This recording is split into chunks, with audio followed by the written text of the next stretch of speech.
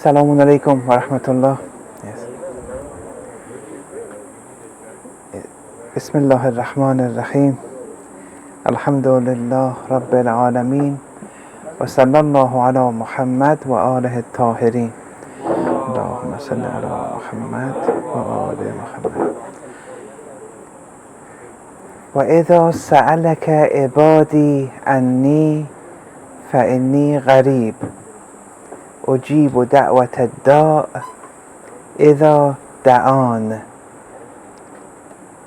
وليستجيبوا لي وليؤمنوا بي لعلهم يرشدون.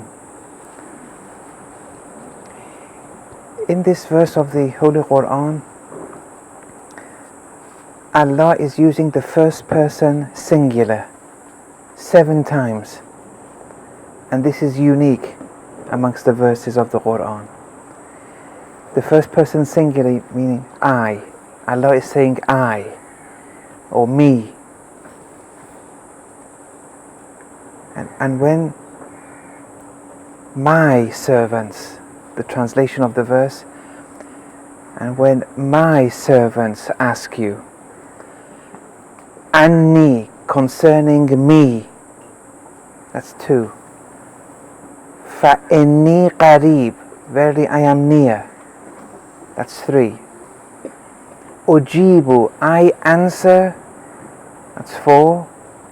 دَعْوَةَ الدَّاءِ, the call of the caller. إِذَا دَعَانِ, when they call me. So, answer me and believe in me so that you be rightly guided. This verse, one of its main axes is calling Allah, supplicating before Allah, asking something from Allah.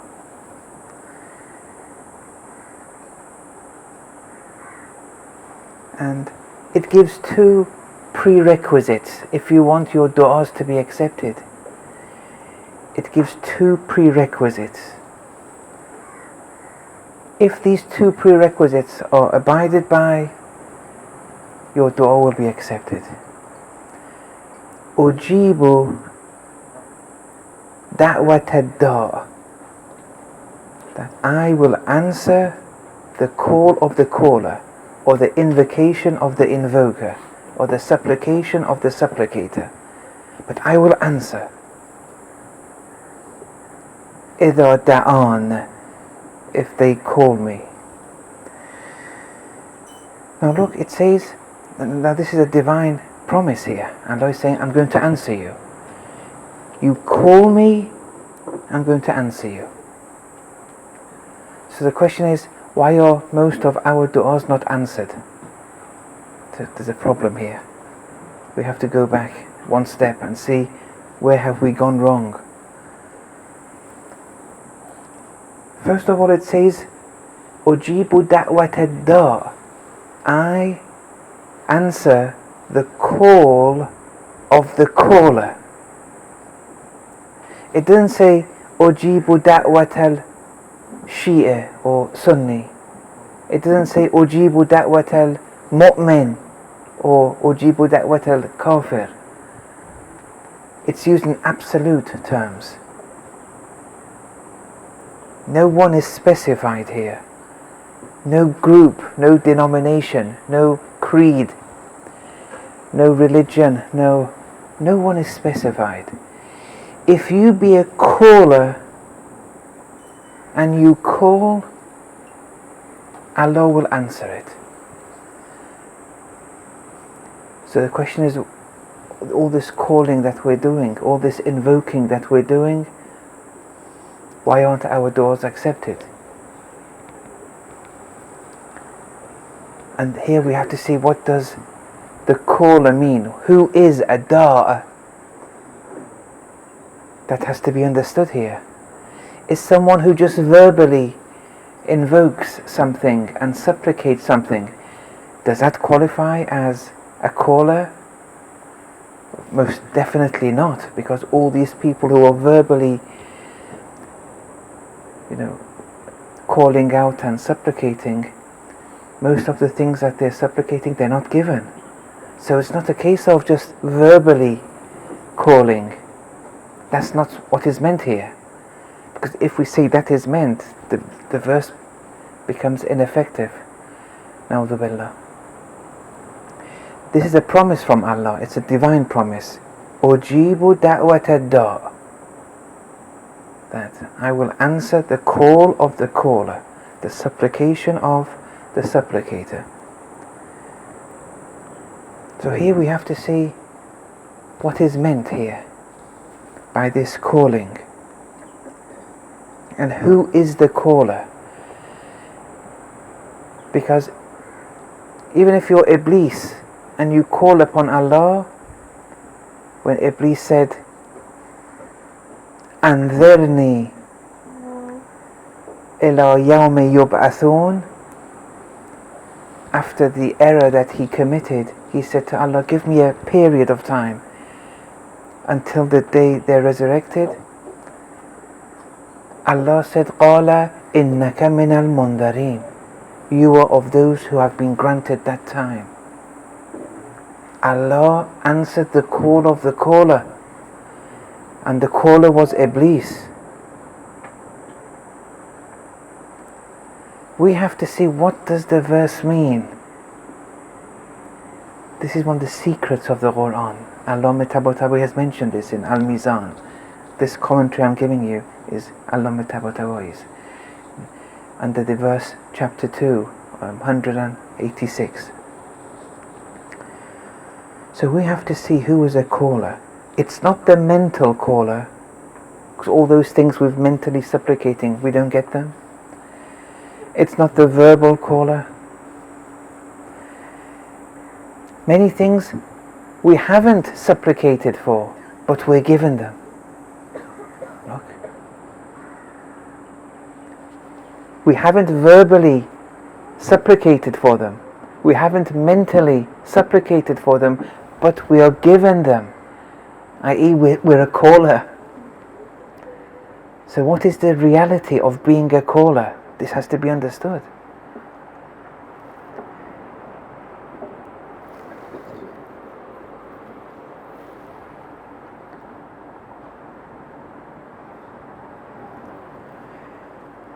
In one of the verses of the Holy Quran, I'm not sure which chapter it is, but it says, وَآتَاكُمْ,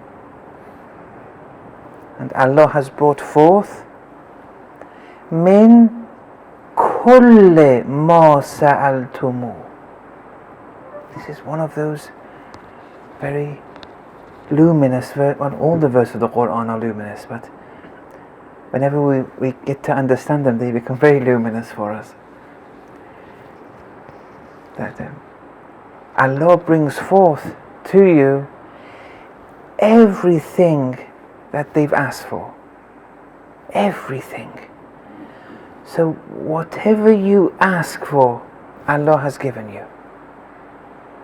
Look, this whole concept of dua has to be, retuned. And if one understands this, one will understand Islam's take on disability, for example. They'll have a better understanding.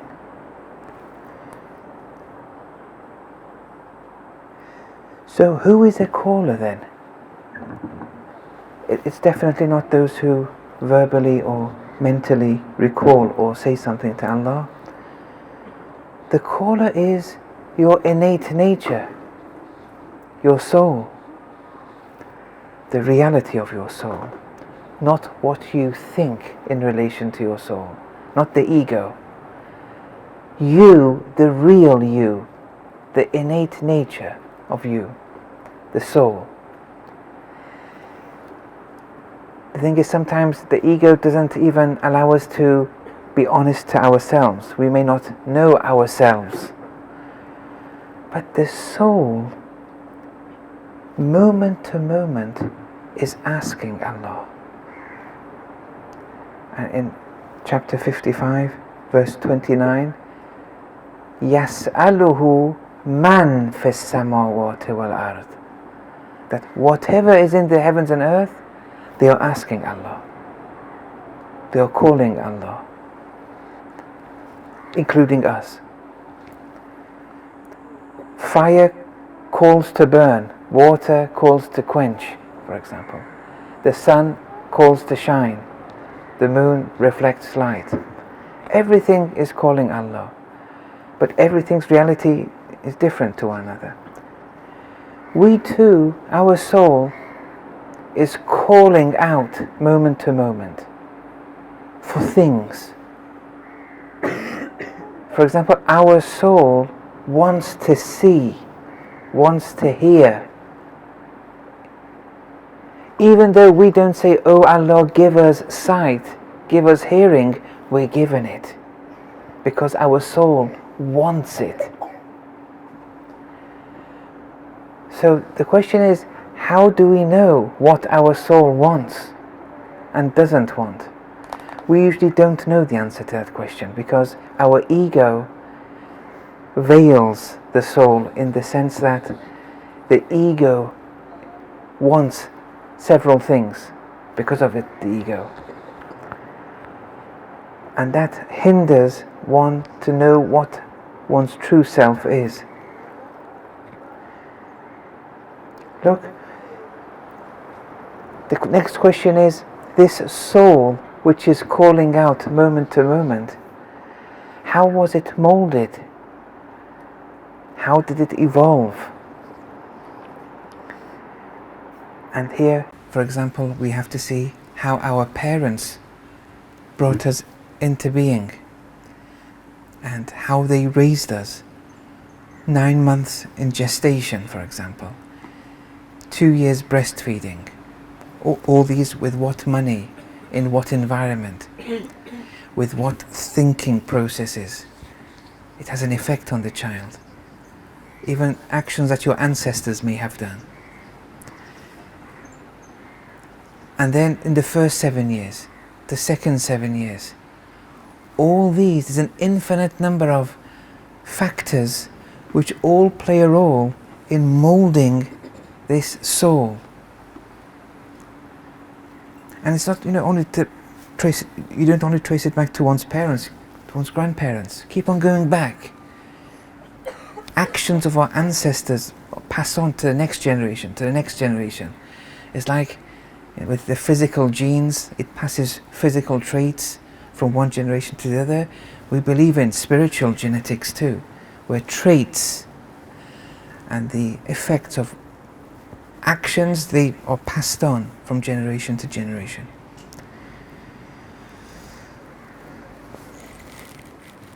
So there's an infinite number of causes which all play a role in moulding what is now my innate nature, your innate nature. One of those things also, which begins at around 14 years of age, a bit less or a bit more, it doesn't matter, is one's own rationality and one's own free will. That begins properly after puberty, for example. One begins to do things out of one's free will more. Otherwise, when one is a child, their free will really is under the auspices of their parents or others. But until then, look at the baggage they've accumulated. It may be positive, it may be negative, but it's building, it's shaping this soul. And all the wants of the soul, whatever the soul wants, it's going to be given. But what's predetermined all this? Actions of ancestors. And oneself. But look what a small role this free will has. But the potential of a free will, it can do wonders. But still, if the parents, the grandparents, don't do their share, that child is going to be limited. For example, if they drink alcohol and the child is born without a limb, that child's going to be limited. There's still room for improvement, but they're still going to be limited. Is that fair? We say no. But the unfairness is attributed to actions of the parents. It's all cause and effect. Everything is cause and effect in this realm.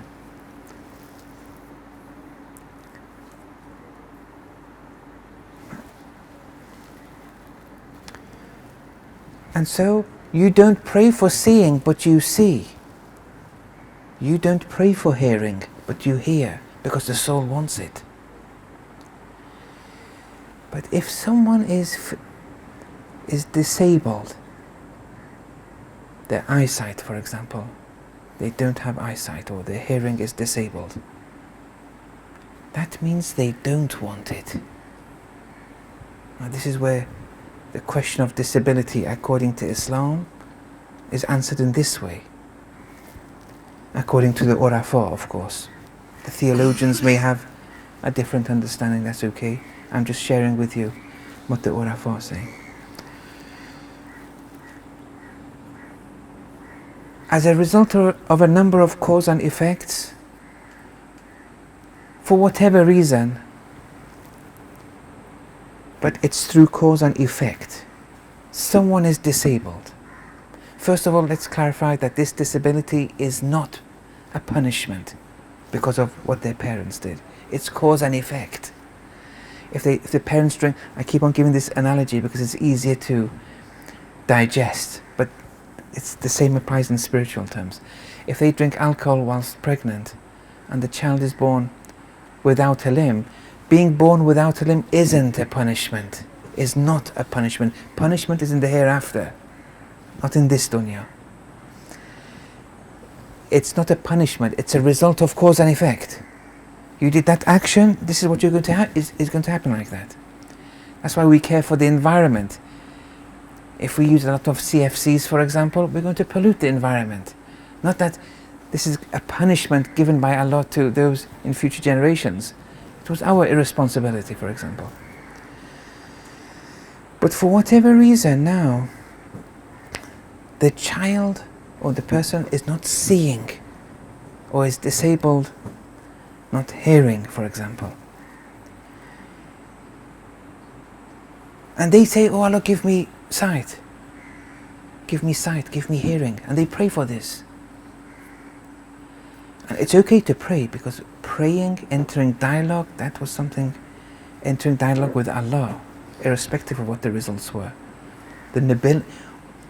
Don't conclude from this lecture, so why do we pray? Praying has another benefit. You're entering dialogue with Allah, irrespective of the result. That becomes connected with the concealed shirk lectures we've been given. When you have concealed shirk, all of religion will be reinterpreted in a totally different way. So, when they're saying, a blind person, for example, oh Allah, give me sight, or a deaf person, give me hearing, or whatever, in reality their soul isn't asking for it, and they don't want it, and that's why they don't have it. But more importantly, they don't need it, if only they knew. And this applies to any disability. These were just physical disabilities, even with spiritual disabilities. Yes. The thing is, they don't even need it. If they were in connection with the true self, even though they're blind, they would be very much freer than me and you who see. The inner comfort, if they would know their selves, they wouldn't even be asking for it. And that's something very important for everyone when you pray and you're not given. Although you do your best. If you don't do your best and you're not given, maybe if you did your best, that would have been acting responsibly and you may have given it. It just depended on you making an effort. But sometimes when you do your duty action-wise and you're not given it, maybe you don't need it. maybe the soul is not calling for it. The ego is, I want to see, I want to hear, but the soul isn't calling for it.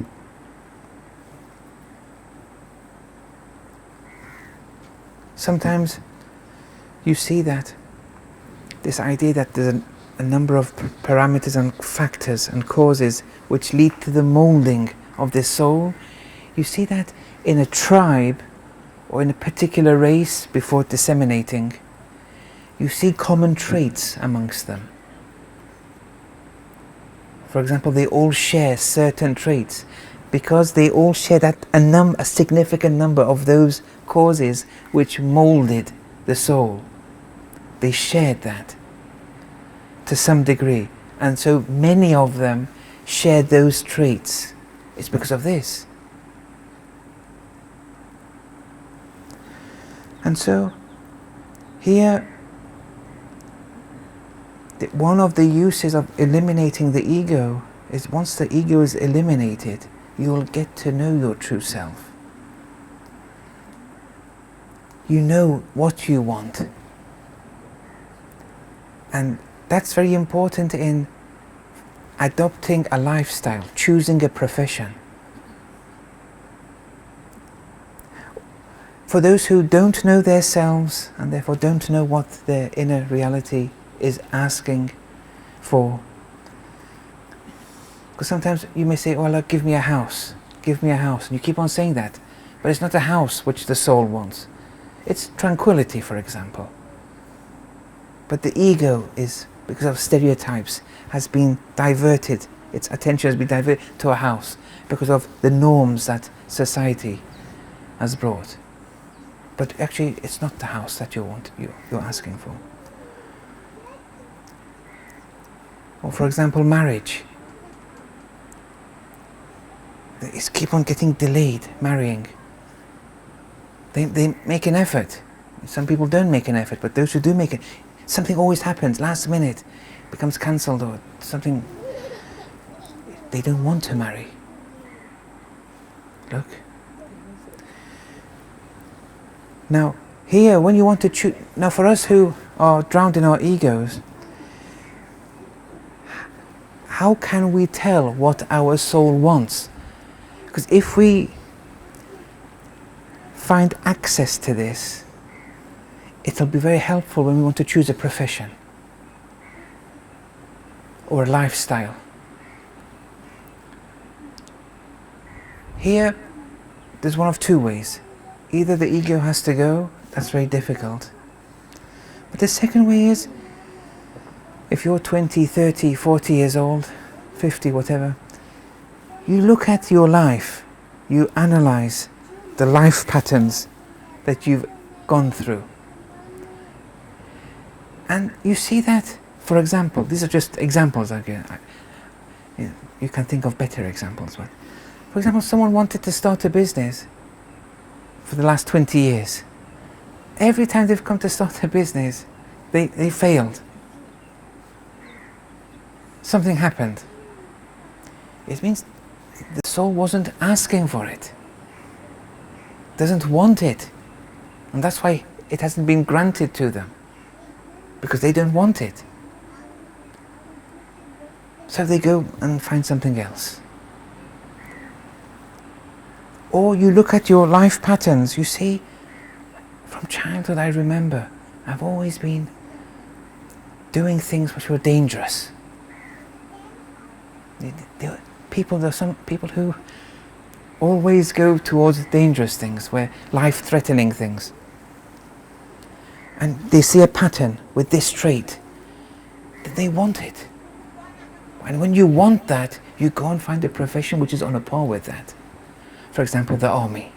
They will be a good commander-in-chief, for example. That's what they want. So you have to be very honest to yourselves. Look at the life patterns and see, can you find any secrets or codes or any patterns that you see that, yes, it seems I have these. It's part of who I am, but I was oblivious to myself. And here, then you can choose a profession. That would be, yes. You can choose a lifestyle. And with disability, we shouldn't see it as a disability in real terms, because the soul doesn't want it.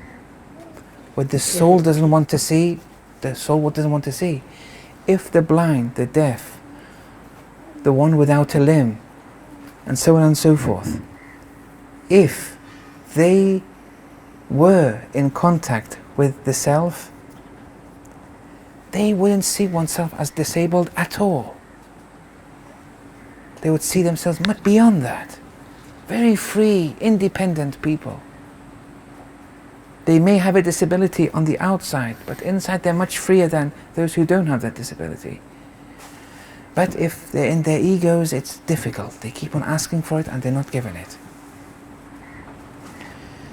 As I say, the asking has to be paired with action. And only then, when you're not given it, then, yes. So, that's one criterion of your du'as being accepted. You have to be a da'a, but the da'a isn't what one's ego is dictating. And the second is إِذَا دَعَانِ, when they call me. They have to call me. It has to be me though, Allah subhanahu wa ta'ala. I.e., they have to break from everyone else.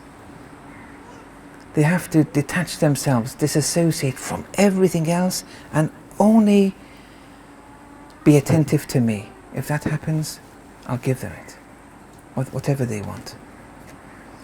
For example, you go to a bank for a loan, or to a person to get a loan. But you're relying on the person or the bank manager and a whole number of other people or things. And that's why you get disappointed. You don't rely on Allah alone when you ask someone for money. You don't rely on Allah alone when you go to ask to be cured by a doctor. You don't rely on Allah alone when you go and buy fruits, for example, from the grocer, and so on and so forth. You have to be only dependent upon Allah subhanahu wa ta'ala. Sometimes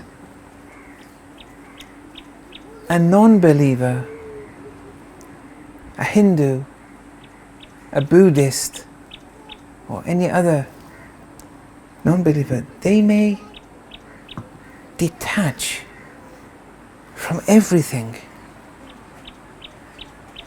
and then call an entity, but they truly detach from everything, but they're a non-believer. Yes. And for example, when they're dying, or in the process of drowning, for example, or an event is happening, it's so disturbing that they break from everything in this world and they call someone. It doesn't matter that someone we don't have to give a name, okay? And they may not know what Allah means, God means, or whatever. But that breaking from everything and calling out, and then you see they're given that thing which they want. Look, they're given it. Look, they're not believers. They may not follow a Sharia. I'm not saying they'll go to heaven. I'm not saying that. I'm saying Allah's giving is based on cause and effect. It's not specific to Shias or Sunnis or the religious. Iblis's innate reality, Iblis's soul was very misguiding in nature. He was a true misguider. His very nature was like that. And when he wanted something from Allah, Allah gave it to him. The verse we started with. But he was given it. But he was Iblis. Whoever you are, any creature you are, when you call Allah, that whatever name you want to give it, but you've done it when you've detached from everything else. And then you want a source, an entity, to give you something, He'll give it to you. And that's why many non-believers are given many things.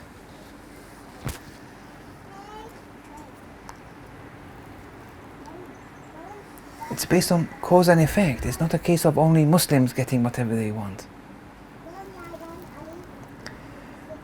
And even with non-believers, their innate reality, their soul, is molded by their previous generations and their previous generations. And what their previous generations do, the good actions are passed on to the next generation and to the next generation. Sometimes someone converts to Islam at 20 years of age, for example. That's not really possible to convert. Converting is very difficult. No person, let's say that the rationality starts from puberty onward, let's say 12, 13, 14, whenever the signs arise, and one enters the age of puberty and one's rationality starts to be more and more strong, then after 5 or 6 years you convert to another religion. That's not really possible. It means this person who's converted, the previous generations of that person did good deeds, be they as Christians or Jews or whatever, but they did good deeds. The good deeds do pass to the next generation. And so this new generation is now bearing the fruits of the previous generation. And it keeps on continuing until one generation, someone comes, they just make a bit of an effort with their rationality, with their aql, they make that click and they become a Muslim. And when they become a Muslim, all their ancestors become Muslim. It has an effect on them. It's a day of jubilee for them. Why? Because this new convert is a product of their actions too. Their Bariyatul Salihat has continued.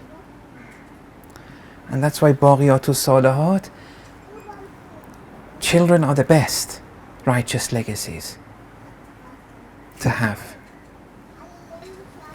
Especially if you bring them up properly, they are the best righteous legacies that you can have. Children. The more the better.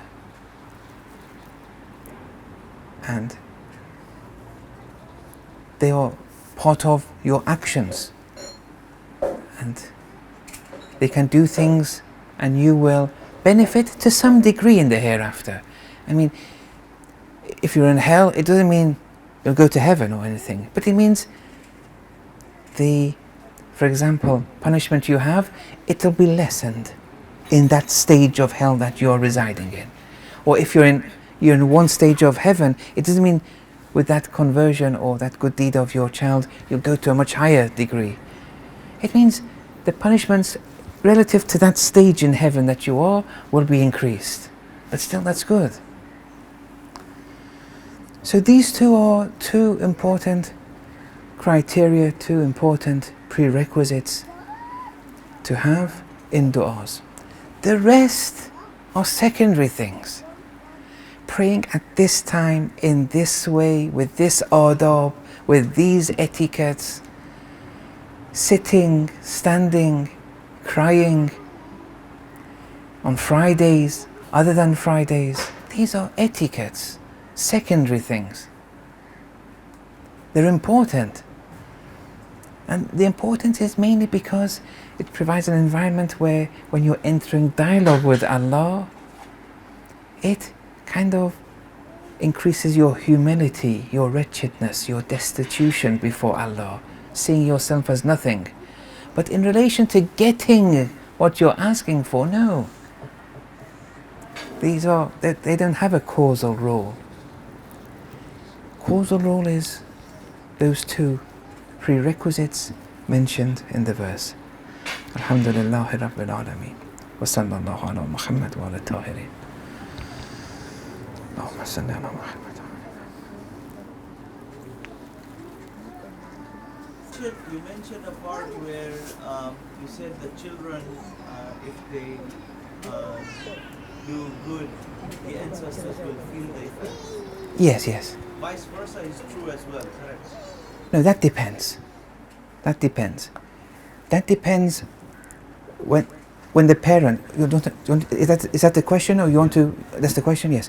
So look, sometimes the parent, the grandparent, or the ancestor, it doesn't matter, they did their responsibility, they did what they had to do, but the child may have gone in another direction because of other non-parental or ancestor causal factors.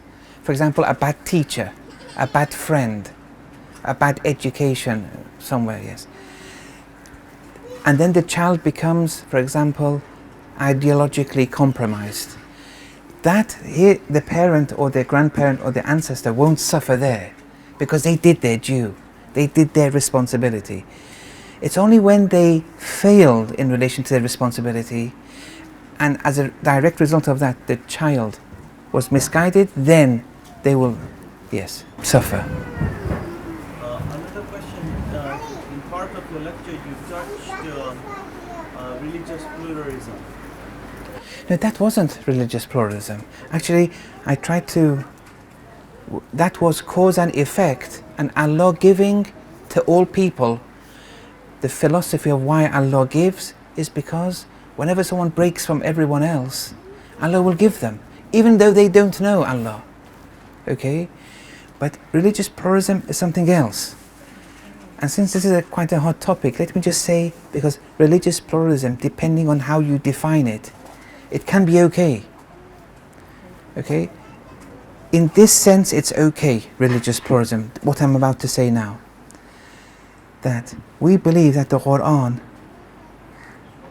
it's in getting you to Allah, 100% of the Quran and 100% of how to get to Allah is mentioned in the Quran. It's all in the Quran.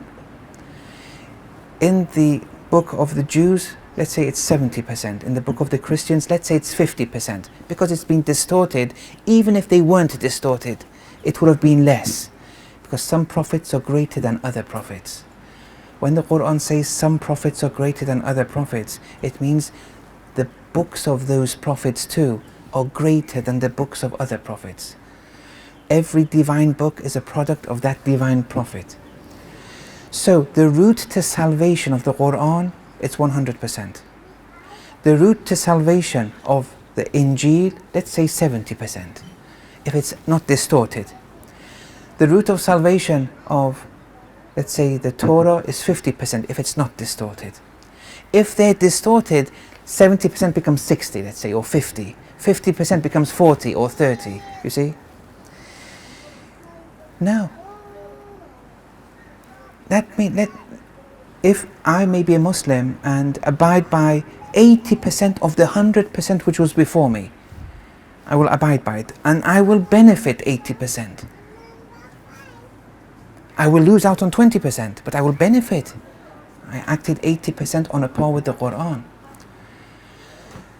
But I may be a Muslim and act upon 20% of the 100% which was before me. I will benefit 20%, but predominating over my 20% will be 80% I didn't act upon.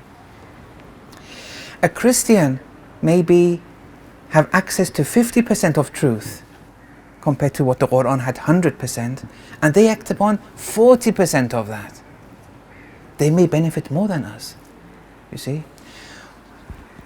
If you say every member of every religion has equal access to the truth, the whole truth, which some people may say and say this is religious pluralism, that we say is wrong. That's attributing deficiency to the Quran, to the Holy Prophet. But if you say everyone has a share of some degree of truth, what's wrong with that? Because even if someone is a non-believer and they act upon 10% of the Quran, they will benefit 10%. Even if they're a mushrik, we had this. How is their benefit? Like Hatem Ta'i, he was a mushrik in the time of the Prophet. And he denied the Prophet until the very end. But he did many good deeds. He wouldn't hurt anyone. He wouldn't cheat, steal, all these things. He would give a lot of charity. These actions are, let's say, 10% of the Quran. But he didn't do salat, no fasting, no this. No. So they want to know what's going to happen to him. The Holy Messenger said he won't go to heaven because he had no aqa'id. He was aqa'id free. But in the hell, which he's going to reside, we're going to provide an abode for him in hell.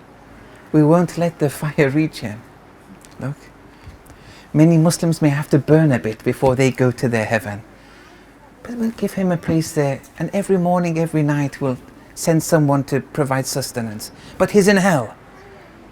So that 10% is manifested in some degree there. Yes. In this way it's okay, religious pluralism. So it depends what is meant. But if you say access to the whole truth is equal, whoever you are, from whatever denomination, from whatever religion, that's something, you're talking against the Quran here. Yes. And so to a follow-up question on what you mentioned, that if we have access to the 100%, yes, and we act on just 20%, yes, we will be judged accordingly, yes, and even more harshly, yes, yes, since we had access to the 100%. yes, yes, yes, yes. Yes, it's a good job you came a bit later than in the lecture. Just imagine if you were in from the beginning, how many questions you would have had. Yeah. Yes. So Yes. does that mean Yes. we're only then accountable for the share we're exposed to? You mean as Muslims? Any human being? Yes, yes. But for Muslims it's the most. Yes. But the thing is, you wanted to be a Muslim. You see? The inner, you wanted it. Yes.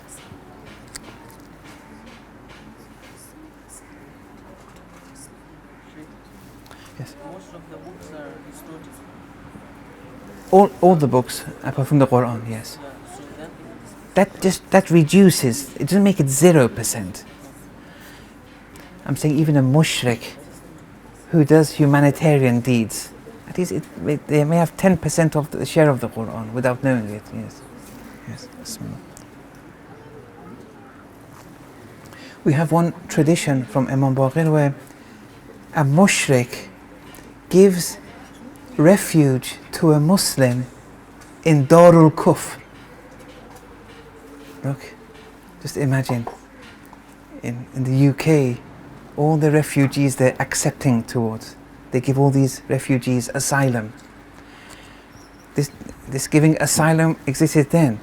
Muslims wanted to flee oppressed lands, and then a mushrik in Darul Kufr gives asylum to a Muslim so that you can live here in peace. When Imam Baqir says this, that Allah says that I swear by my honor that for this mushrik, they were mushrik, so there's no heaven, but in hell I will provide food for them in hell. And that's it. Yes. Yes. So it's very difficult to judge, and we don't know. Yes. So this idea that everyone will go to heaven, that's wrong. It's a wrong irfan. If you see some urafa say that, we don't accept that idea of irfan. Yes. Yes. Maulana, when you spoke specifically about disabilities, you said that it's not a form of punishment. Is it the same, for example, when a human being in the life loses something or is not successful in obtaining something? Sometimes we tend to view those as punishments for something we may have done prior to that. Is it the same concept? That Yeah. when one goes through a burden, for example, you spoke about burden. Yes. No, you see, no, it's not the same, but I have to explain here that what I was explaining was purely cause and effect. One's free will had no interference into the equation. But sometimes you make a decision, you plan something, then you lose.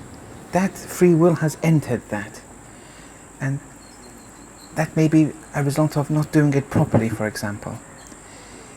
In some traditions, it does mention that before dying,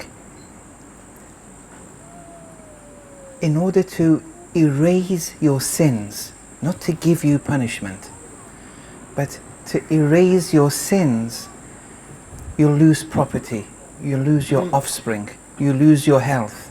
And this is for some of the mu'mineen, so that when they die, they enter the heaven of Barzakh automatically.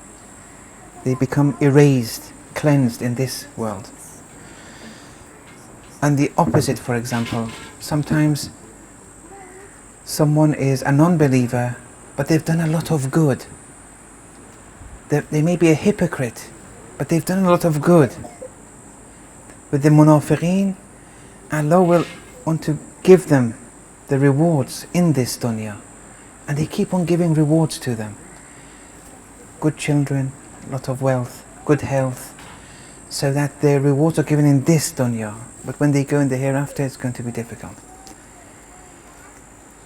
So that's one thing. The other is, there's a principle we have in the Quran that in ahsantum li'anfusikum wa in asa'tum falaha. If you do good only to yourself, not to anyone else. You don't have that capacity. And if you do bad, you can only do bad to yourself, not to anyone else. So if I give charity to someone, assuming it's done with khulus, I've done good to my soul, I'm elevating. But when I give $20 to someone, have I done good to them? If you're an economist, you say yes, you've done $20 good. But Quranically, to see whether you've done good or not, it says we don't know. It depends that recipient, what they did with the $20. You've given $20, you've only done good to your own soul, not to their soul. The criterion is their soul. They may use that $20 for haram, they may use it for good, but then that has to be looked upon separately.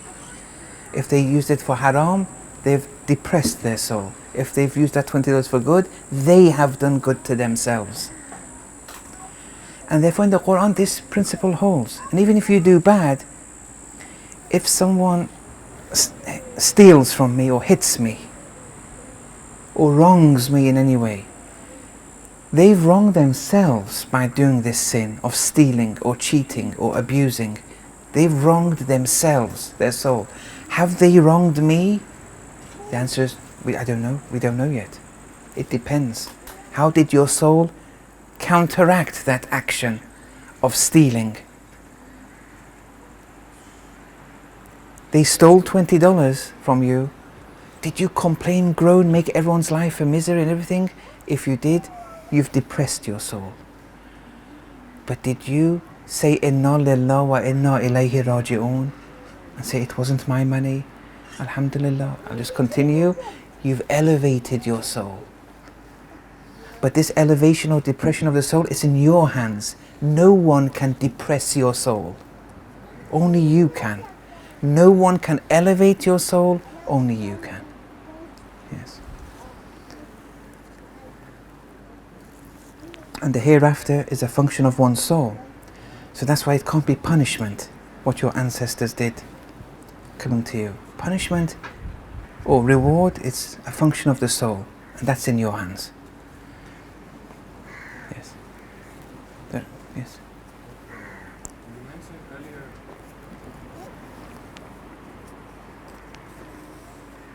earlier about the different inclinations of the mind and the soul. For example, the big desire for tranquility reflects the mind, that's the soul's home. The proof that the mind is a house. And within Right, yes. So can you explain more about this relationship between I didn't say mind and soul. I didn't say that. I said that the ego says they want a house, but the reality is that you don't want a house. You want tranquility. It's just that you don't know yourself. It's veiled with that concealed shirk. It's only when it's cleansed, then you can make a proper decision. That's the spiritual wayfaring route. But the academic route is just analysing one's life patterns. Yeah. Yes. So what is the viewpoint from a spiritual, analysis on a spiritual level? What is the viewpoint that we have on illnesses such as mental or emotional illnesses like depression and these feelings of inefficiency that human beings can have? How do we treat those? Yes, here it depends if the depression, for example, if it's psychological and environmentally triggered, or if it's a chemical imbalance of the brain. If it's the former, and certain events of the environment led you to be depressed, that would be a lack of tawheed. And the solution would have to be through tawheed, but the counsellor has to break down exactly which environmental factors it was, and then change their worldview, and then cleanse them with tawheed, deconstructing their mental constructs. Because, for example, they lost money, they become depressed. The mental construct being, it was my money. You see, all this has to be... That's problematic, psychological depression, all that. But clinical depression, no. Like bipolar or different other forms of... These are chemical imbalances of the brain. And I'm not saying medication is the first line of treatment. Psychotherapy may help. But if it doesn't, what the medication does is just balances that imbalance. And that stability is important if one wants to progress. It doesn't mean you're weak in Iman. You just have this chemical imbalance. Now that chemical imbalance is a result of an infinite number of causes that preceded you. But now you have it. And yes, you have to try to stabilize it. You have to have treatment here. But if you don't, and it's very difficult to persevere, don't think that... Some people ask me, for example, they have bipolars, they want a dua. They want a dua to get rid of this. I mean, it doesn't work like that. You can't discard or dismiss the physical causes of treatment. Dua is also one aspect to it. When you go and act based on the physical causes too, because the physical causes are a manifestation of Allah's attributes too. Discarding and dismissing them, you're dismissing Allah subhanahu wa ta'ala. Right now, for example, for bipolars, this is the physical treatment. If psychotherapy doesn't help, then they give medication. And it's a very difficult medication. It has to be taken in a particular way. It has to be withdrawn from in a particular manner. But then you get stability, then you can start normalizing. But it's not your fault, it's not a weakness, and it's not a deficiency of one's tawheed. But now, how are you going to counteract this chemical imbalance? That's in your hands. Yes, one last question. 2 questions, yes, no problem. Yes.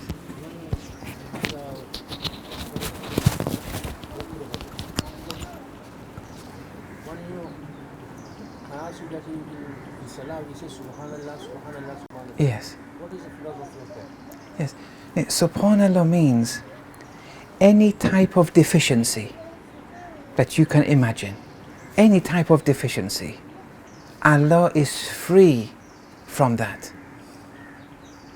So whatever deficiency there is, Allah is free from such a deficiency. Yes. One more thing, you will build of the name of Allah. Pardon? Name of Asmaul Husna. We took out tasbih 100 times. Ya Allah. Yes, Ya Allah, yes. What impact does it give, and what is the philosophy of that? Imam Khomeini, from his mentor, gave this example. So Imam Khomeini's mentor in Sayr Suluk gave this mentor that a parent and a toddler, an infant, and the parent wants to teach the toddler to speak and says, Mummy, Daddy, for example, Baba, Mama, whatever language. He keeps on saying it with a lot of pain. Keeps on practicing. He gets a bit tired after a while. Or suddenly the toddler says, Mummy, for example. Then the parent, all that fatigue goes away with utmost joy. Then continues more and more and says, with other words and other words. The more the toddler speaks, the more the parent continues. And then after a while, the toddler is now saying it, and the mother or the father, they repeat after the infant. Whenever the infant says it, yes.